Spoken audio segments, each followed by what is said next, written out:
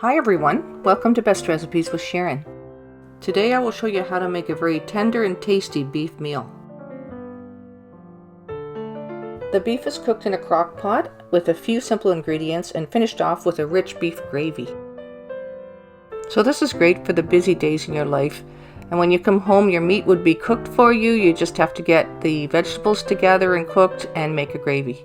So start by putting the stewing beef into the crock pot. The amount you use is up to you. I'm probably using about 2 pounds here. Of course that depends on how many people you're serving. Then I take a sweet onion and slice enough to cover the top.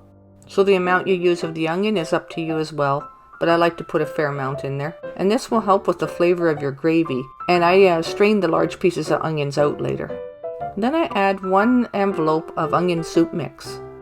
This really helps to complement your beef gravy. Then I add 1 cup of water. Now I placed it on high for about 5.5 to 6 hours, or if you're going to be away for the day, place it on low for up to 8 hours, depending on the size of your beef chunks too, how quickly it will cook through.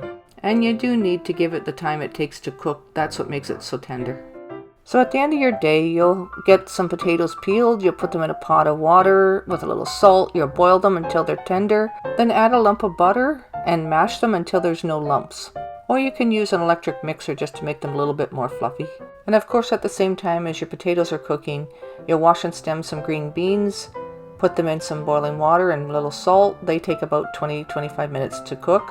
When they're done, you add a lump of butter and a little bit of garlic salt.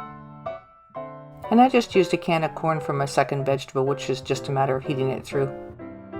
Then take the stewing beef from the crock pot and strain it into a frying pan.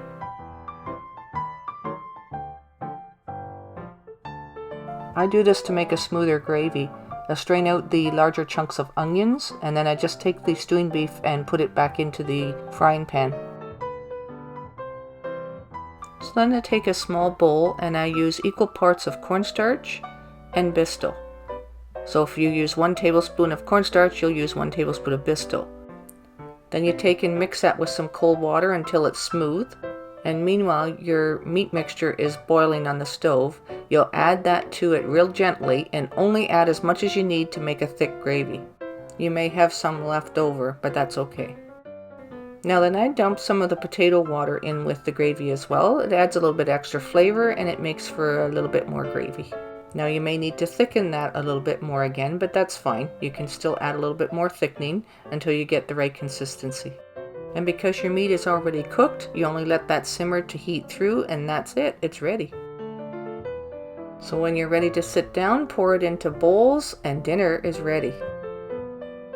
Now I don't know about you, but I'm hungry just looking at this. It is so good. Now there you have it, a really simple yet very nutritious meal. And I hope you found this helpful and everyone enjoys it. And until next time, happy eating.